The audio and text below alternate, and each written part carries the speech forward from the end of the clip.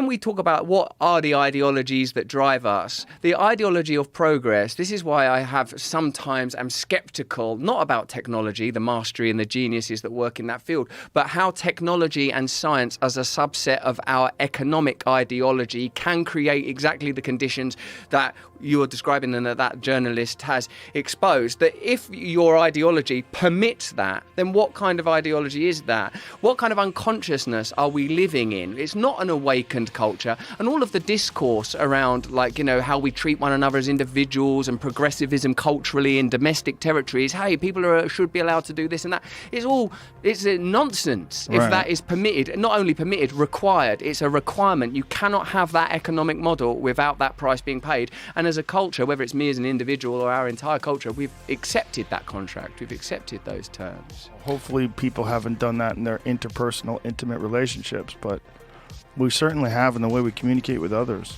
We've certainly accepted like very bizarre ways of communicating online. And sometimes that bleeds out into real life, like where someone talks to people in the real world as if they're on Twitter and they get bashed. Yeah. Like you see that sometimes. I think it's a very strange time where I don't think people have a lot of faith right now in institutions, and I don't think they have a lot of faith in authority. I don't think they really believe that there is someone who is wiser than them, that has a grand plan, that's logical, that's workable, where they're looking out for all of us. So I think there's like a feeling of chaos that exists today that I don't think has ever existed in my life like this before. Even back during like the Bush administration, when they thought, you know, everybody thought Bush was a moron, they still thought there's a good cabinet, and they're following all the checks and balances, even though they're probably extracting too much money, and there's probably a lot of cronyism and a lot of undercover deals and a lot of like no bid contracts with Halliburton and that kind of nonsense. He still thought they have things pretty under control. It's a very solid institution. Nobody believes that now. You see Pete Buttigieg and fucking Kamala Harris, and Biden can't get a sentence out. You're like, this is madness. These people are utter fools. And these are the people that are running everything. And these are the people that are getting us on the brink of war with Russia.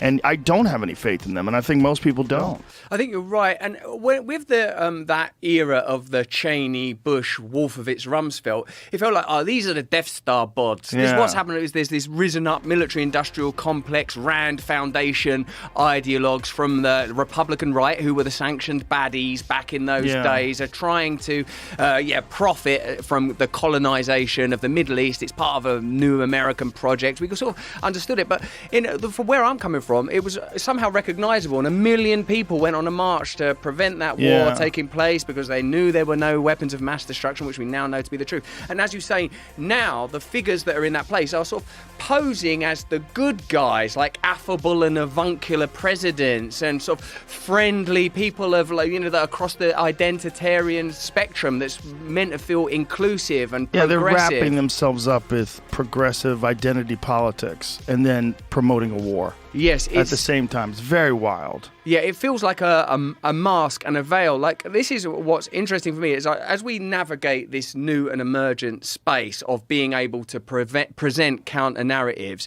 and continually, like all of us now, have like experience. Oh, you're a right wing conspiracy theorist. You've joined the alt right. You're a gateway to this, the dark web. All of that language that grows up around it, like. This, and I've heard you speak about this obviously a lot, but the truth is that who isn't sympathetic? Anyone that's got a family or loves someone is sympathetic to the idea that people are going to have various types of identity around culture and religious expression and racial expression, and this is a conversation that the whole culture has to be involved in together. What my issue is, I don't think they believe in that stuff. I don't think they care. I don't think that they are creating an agenda to advance the interests of vulnerable people. I think they are using it as a distraction and a veil in order to carry on with the same kind of corporate and financial interests that have always determined what the establishment is. And if there's one thing we can point to in our lifetime, it's that the liberal establishment has become co-opted by the same forces that traditionally we regarded the right to have been co-opted by: military-industrial complex, financial industry. And there's now there's palpable evidence for that. And in order to not acknowledge that transition's taken place, they're able to keep the cultural conversation going. We care about your right to express yourself and your identity. That's a way of not acknowledging we're just the same. We're pro-war. Yeah. And now when there's that war, like Jimmy Dore and all those guys did that anti-war march in Washington or whatever, it's like 5,000 people go. Now, I don't know if that's because of the last few years and what the pandemic's done to people accumulating and gathering crowds, or whether people have lost the belief and faith that people can have any impact on politics anymore. There's just now this immersive sense of apathy, this, as you say, loss of trust in institutions and authority. But something extraordinary has happened when people that say that we're the peace and love party are the party that are advocating for war, won't include some of the complex conditions that have led to this current crisis, which there's clearly a case for NATO's infringement on Russian territory, the 2014 coup. I know I'm not telling you anything you don't know, but it's extraordinary that those conversations don't happen. Right. It's actually that post-Trump and post-pandemic, everything sort of enters into that template. There are certain things you're not allowed to say now. If you sort of say, were Russia in any way provoked? Is there any legitimacy to this, to their military actions from their perspective? That's the same as saying, I don't think you should take certain medications, or maybe masks aren't necessary. And people aren't. It doesn't seem that the culture is learning. It doesn't seem that as the evidence is evolving, that people are saying, oh wow, look, the stuff you were being told 2 years ago now, the things you couldn't say online 2 or 3 years ago, now there's evidence for that. In fact, I've bought documentation in case the conversation went in this direction, Joe. In my new position as a legitimate investigative journalist, I've got actual papers that I can show you, from conspiracy to fact,